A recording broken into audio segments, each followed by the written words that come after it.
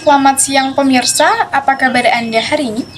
News terkini kembali hadir menyapa Anda dengan berita terpercaya dan teraktual bersama saya Nufus Nujahatun Nasuha. Inilah news terkini selengkapnya.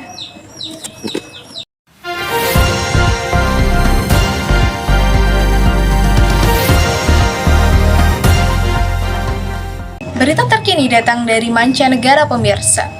Memasuki hari kelima invasi Rusia ke Ukraina, pertempuran masih tetap berlangsung sengit di sejumlah kota. Di tengah jatuhnya korban sipil, dunia internasional terus mengutuk inflasi yang memicu peperangan terbesar di Eropa sejak Perang Dunia Kedua ini. Hingga menjelang pagi dari tadi, suara ledakan dan artileri masih terus terdengar dari sejumlah kota di Ukraina, mulai dari ibu kota Kiev dan kota-kota besar seperti Kharkiv. Memasuki hari kelima, Rusia terus menambah angkatan perangnya untuk mengepung sejumlah kota di Ukraina. Meski didukung oleh 200.000 pasukan Rusia, mendapat perlawanan sengit dari tentara dan warga sipil Ukraina. Pejabat Pentagon menyebutkan, hingga saat ini Rusia telah menembakkan lebih dari 350 misil ke Ukraina. Tidak hanya target militer, sejumlah infrastruktur sipil juga telah menjadi korban invasi Rusia ini.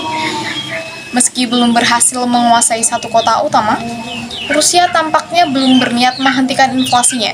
Bahkan kemarin, Presiden Vladimir Putin telah memerintahkan kesiagaan persenjataan nuklirnya, sementara di sisi lain, Presiden Ukraina Volodymyr Zelensky mengaku tidak akan mengalah terhadap aksi invasi Rusia tersebut.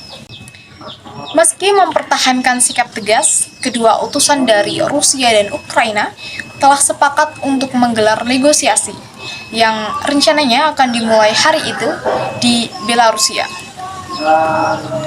Menurut catatan Badan Pengungsi PBB, sejak perang dimulai, tidak kurang dari 400.000 warga Ukraina telah mengungsi ke sejumlah negara tetangga.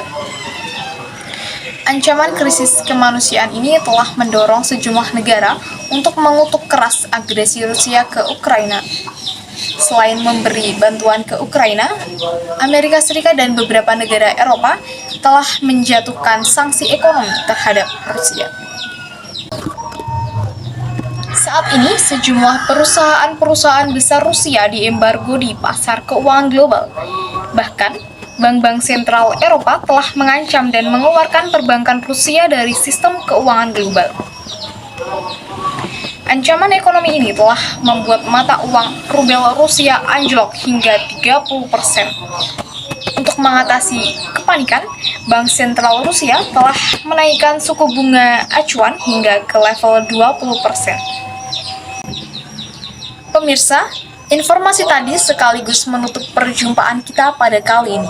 Saya Nufus Nujahatun Nasuha, pamit undur diri. Terima kasih atas kebersamaan Anda dan sampai jumpa.